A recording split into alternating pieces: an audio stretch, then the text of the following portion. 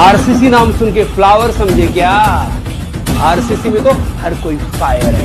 Offline रहने दो, online रहने दो, झुकेगा नहीं साला।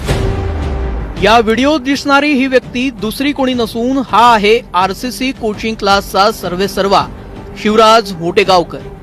2022 मधील हा त्याचा व्हिडिओ आहे। आपल्या आरसीसी क्लासचं सोशल मीडियावर प्रमोशन करण्यासाठी मोटेगावकरनं हा व्हिडिओ तयार केला होता। आपल्या क्लासमधील विद्यार्थी किती हुशार आहेत हे ठसवण्यासाठी शिवराज मोटेगावकरनं हा व्हिडिओ तयार केला होता। पुन्हा एकदा ऐका मोटेगावकरची ही फिल्मी डायलॉगबाजी। आरसीसी नाम सुन के फ्लावर समझे क्या? आरसीसी में तो हर कोई फायर है। ऑफलाइन रहने दो, ऑनलाइन रहने दो, झुकेगा नहीं साला। शिवराज मोटेगावकरनं आरसीसी कोचिंग क्लासचं राज्यात मोठं साम्राज्य उभं केलंय।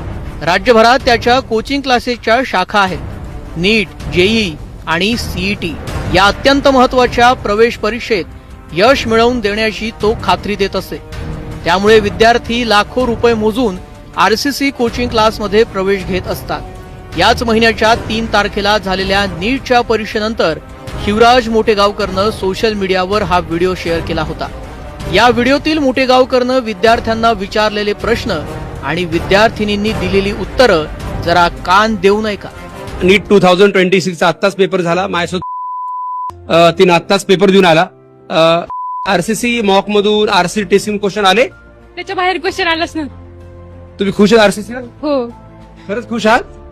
बायोलॉजी काय म्हणते? सगळं एनसीईआरटी बेसिस मॉक टेस्ट मध्ये जे विचारलं ते चालू। आपल्या मॉक पेस्ट सोपं होतं का अवघड होतं? सोपं। वा, छान। आणि माझ्यासोबत तुझं नाव ताई? कसा गेला पेपर तुला? Chemistry, physics, bio? खूप छान केलं सर। आणि तुम्ही जे 101 क्वेश्चन्स दिले होते ना, त्या 101 क्वेश्चन मधून मोस्ट ऑफ त्यातूनच आले होते question. अरे वा, आपण जे शेवटी मॉकला जे घेतो आपण ते सगळे क्वेश्चन्स, वा, व्हेरी गुड। मॉक पेपर हे म्हणजे आरसीसी पेपर फॉलो केली more than sufficient? More than sufficient आहेत सर ते।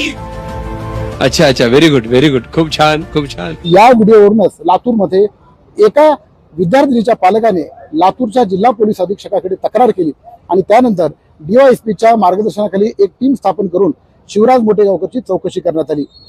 त्याचा हा व्हायरल व्हिडिओ आता शिवराज मोटेगावकरसाठी मोठी डोकेदुखी ठरला आहे।